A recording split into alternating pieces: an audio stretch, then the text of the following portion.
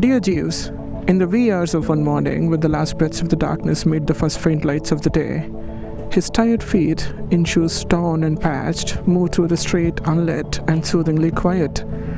Not in need of his mind for guidance, the feet take him to the familiar bench, whose aging paints of blue appear dull and lifeless.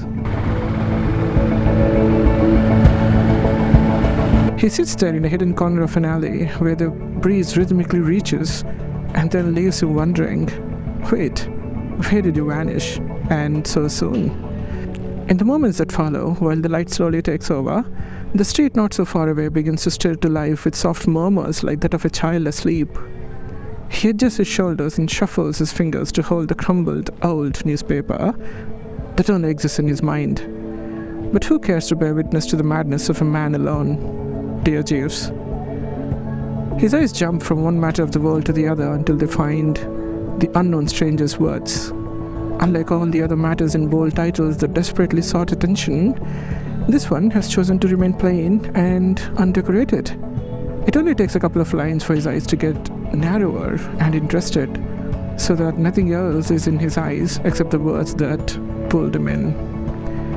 Your gaze has about it a suggestion of music played on board a ship in the mysterious middle of a river with forests on the opposite shore. This he reads twice, the second time thinking of the lady he has met one evening right after it rained. I find in the falsity of your expression a number of illusions I myself have had. A thin smile tugs at the corner of his lips as he proceeds to read further. It really hurts me to be sharing these personal confidences with you, for while they're all false, they do represent genuine scraps of my poor soul.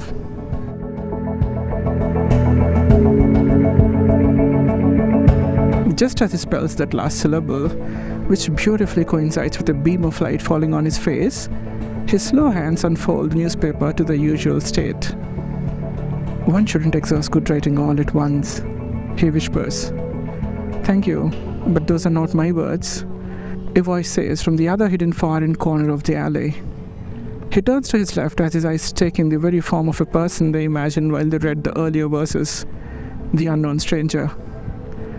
Those are the words of Fernando Pessoa, and I would love to see them in your letters. The voice adds, and its form slowly fades until it's reduced to two thoughtful eyes. I shall soon write them. He nods, and the eyes disappear with a blink. As he gets back on feet and bids goodbye to the blue bench, whose faded fragments and cracked edges are now adorned in the bright morning light, he wonders, if only my eyes could discover every morning the words that have found me today, how wonderful the days would be.